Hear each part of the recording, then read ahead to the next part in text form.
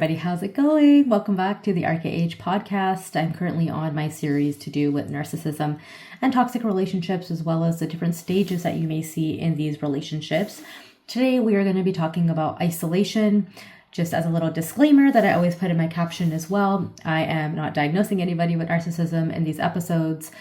Simply put, a lot of toxic relationships have similar styles, whether or not somebody is a narcissist or on the scale of narcissism.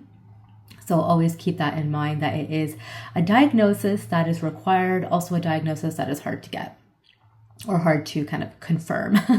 So let's dive into this episode. If you're new, my name is Raminder, the RKH, your psychic healer and lawyer. Always so happy to have you here, or welcome back. Okay, I'd love to keep you if you are new.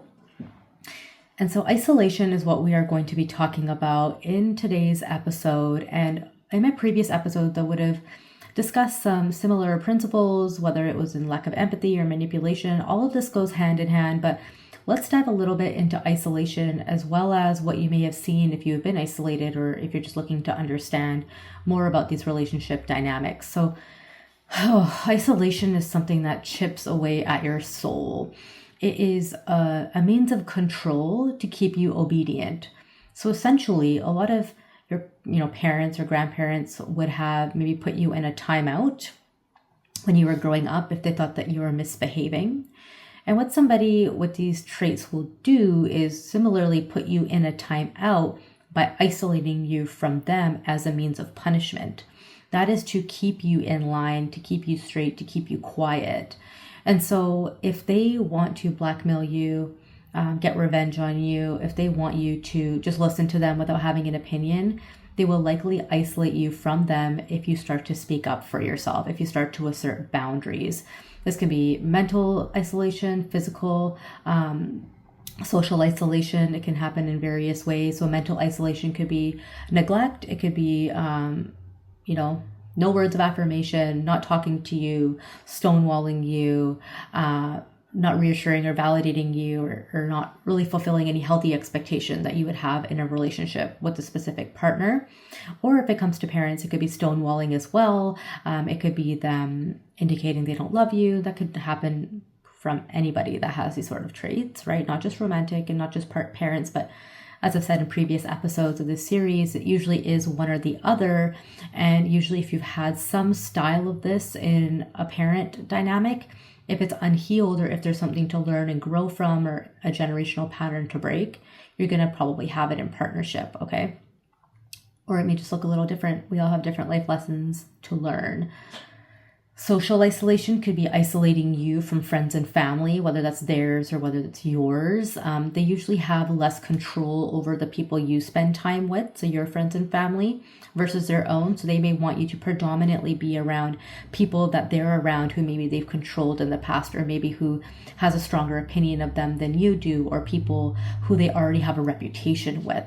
And so it's easy for them to mold your reputation in front of people once you're isolated, because on your end, they want to keep you away from people that will have you seeking accountability, right? They don't want you around friends and family that they know will hold them accountable and hold you accountable, or will perhaps kind of address these hardships you're going through and help you have an escape plan.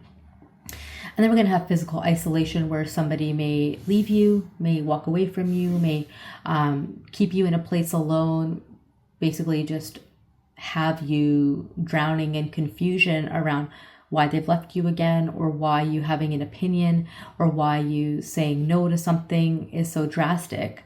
And then they will leave you alone to make you feel as if you've done something wrong, to punish you and put you in that timeout, is like what I was saying. So that's a very triggering one, because it's going to bring you back into a childhood response. It's going to want you seeking validation and reassurance. It's going to have you bending over backwards for this person in your life that's doing that.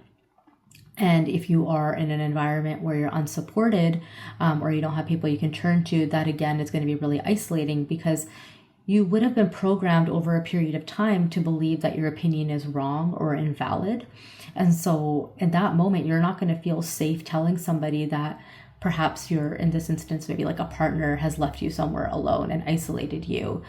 You already know that speaking up about this is One, maybe you think you've done something wrong even though you haven't, or maybe you think that having an opinion is wrong, or you think that, if you tell somebody it's going to change their opinion of the person you've chosen. That's a common one, right? Like a lot of people don't open up about hardship until they've already overcome it or gone through a certain level of healing, or they've left and they're saying, yeah, these are all the things that I was going through. These are all the thoughts that I had. These are all the experiences that I was facing. And individuals will say, well, why didn't you say something sooner? Right? And it is a debilitating thought, because you don't want to think that you're making a wrong decision. You don't want to think that somebody in your life doesn't love you. You don't want to think that you're doing yourself harm, right? That's completely normal. So you may become isolated in your own thoughts, which can drive you crazy and lead to anxiety and depression. And what I can say is, during those times, make sure you're reaching out to support, whether that's a neutral party like a coach or a therapist, whether that's a close friend that you can confide in. Always try in those moments of clarity or saliency or groundedness to reach out to somebody, okay? Don't live in it and with it on your own, because sometimes you're going to need the extra set of eyes to give you that sense of confirmation, okay? So perhaps it's listening to this podcast that's helping you.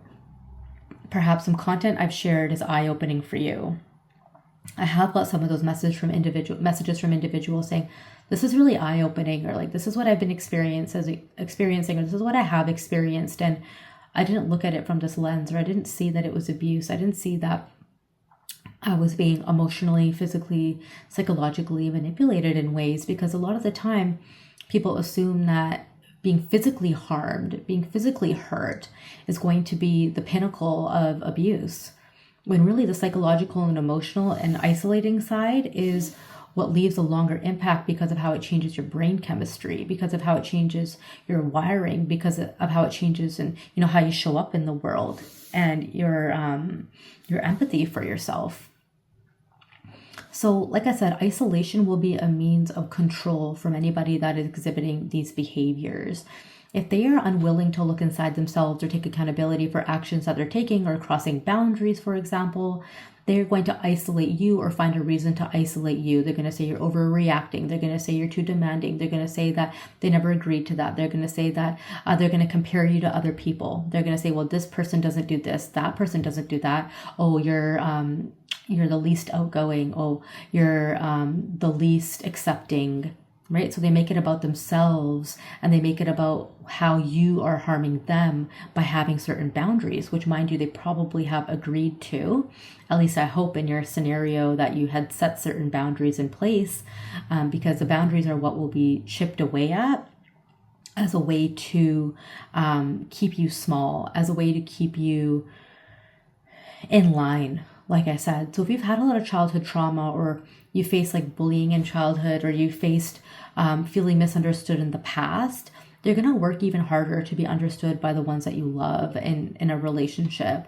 Perhaps you feeling isolated in a family relationship means that you're going to continue to fight for that validation from a parent as you grow older, for them to see the harm that they've caused, right? So like I said, it usually shows up in either a romantic relationship or a parent relationship. Oh, I'm about to sneeze. Excuse me. So confirmation right there from our spirit guides. So isolation is distraction from the root issue, distraction from what the problem is, which is how this behavior started. Perhaps it's you not walking away sooner. Perhaps it's somebody getting a leg up or one up over you. Isolation is going to keep you stuck in your mind trying to fix it, because you are the problem solver. You are the one that is going to create the solution. So if you're the one that is trying to create the solution all the time, you will probably, in a vulnerable state, try to change yourself. You're going to try to change every aspect of yourself, or all the aspects that you think you can change about yourself, while still maintaining some sort of integrity. And some people completely let that go, and you see that in their body. You see that in how they look. You see that in the energy. This is something that can cause weight gain when your nervous system is acting up, when you have high levels of cortisol, which is your stress hormone. You may see somebody doesn't put effort into their appearance anymore. You may look tired. You may look fatigued.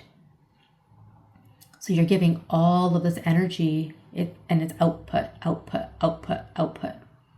So it's really important to try to stay grounded and stay in your body in these moments, which for some of you is going to be on a sliding scale, depending on the support you have, depending on the resources you have, depending on the education you have, depending on what your traumas are, depending on your past life connections, depending on your karmic relationships with other people. So it's multifaceted. It's not just black and white. And narcissists or toxic individuals are going to pry and prey on your weaknesses. They're going to look at where in life are you the weakest, where in life have you shown the most vulnerability, and that is what they're going to poke at because they know that that is the fastest way that you'll crumble. So I said in my previous episode that manipulation is a science. The fact that you can't fathom why somebody is acting a certain way or how they can act a certain way is a gift. The fact that you are not programmed that way is a gift. The fact that you don't think about how you can damage somebody to that degree is a gift. So I want you to remember that. The fact that you still have empathy and show up with empathy and sympathy is a gift. So you are already ahead of the curve by having that level of love within yourself and for yourself.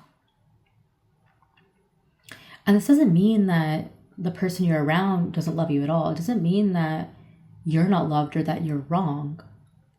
It's trauma, right? If somebody has unhealed trauma, you or another person has unhealed trauma, that's going to show up in your closest intimate relationships. If you have unhealed parental trauma, that'll probably show up in your romantic relationships in some way, if it's able to sneakily get in there and detour, no matter what your standards are, no matter what your value is. That was a shocking one for me. I'm like, what the heck? Like, how is some of this stuff still showing up, or how did this show up? But it was an inching away. It was a slow process. There was progress, and then it went back. And so I was like, okay, there can be progress again. The key is for us to walk away when the first red flag comes. We don't stay for progress. We can't stay for progress. We don't stay for potential. But is that progress leading to a dissipation of certain behavior or not? So in those moments of isolation, like I said, you're going to want to change things. You're going to obviously be battling a lot though. If you're in social situations where maybe you've been isolated, you've been made to look like the bad guy, you're probably going to either isolate yourself more so you don't face that hurt, or you're going to try to make up for the perception that's been made of you. If you're alone in your residence, let's say from your partner, you're going to want to figure out the ways for them to come back, for you to be a happy unit again. If it's mental isolation, you're going to start to become hyper independent again. You're going to want to provide for yourself again, which is a narcissist's dream. To have you rely on yourself so they don't have to provide for you. And then what they'll do is say, well, you've given all of this to yourself, now give me some back. It's a constant back and forth battle, back and forth, push and pull dynamic. The best thing you can do for yourself in those scenarios is leave if somebody doesn't have the accountability. Because you deserve to be loved, you deserve to be hugged, you deserve to have a relationship with anybody in your life, family, friend, partner, that respects you. One thing I think we all as 3D human beings need to realize, understand, and hold on to is the fact that we should always be around people that treat us better, that enhance us. They say in partnership, you should be with the person that treats you better than your best friend treats you, that treats you better than you treat yourself, right? Because it's a privilege to be in your energy. It's a privilege to be around you. So perhaps in those periods of isolation, you work on your self-esteem, you work on your standards, you work on your value. You show by your embodiment what it means to have you around because you truly believe and know that you are that person. And some of you may be wondering, what if the abuse continues? What if the abuse ensues? And you need to look at that. Because it won't magically go away unless somebody's taking accountability for it. The lack of communication won't be fixed overnight unless all parties are involved in fixing that. And nobody should ever be putting their hands on you. And to reiterate what I said before, psychological and mental emotional manipulation is just as, if not more, impactful than physical. If, of course, you're not harmed permanently. An escalation may also occur. An escalation can occur if you're non-reactive as well. So that's something to keep in mind, because you're going to gaslight yourself, most likely, saying, I didn't say anything, I didn't do anything. But individuals with these traits will do more and more and more and build in order to have you react. A, they can point a finger at you. And B, they want that reassurance and validation that you are this shitty person that they've made you to be in their head, to then project onto you what they're not willing to look at inside themselves. So that's something to be aware of. Look at how the actions change when you're non-reactive. Because if you're reactive, it's easier to blame you. It's easier for other people to blame you. When you see I haven't done anything, somebody's response is completely based on themselves.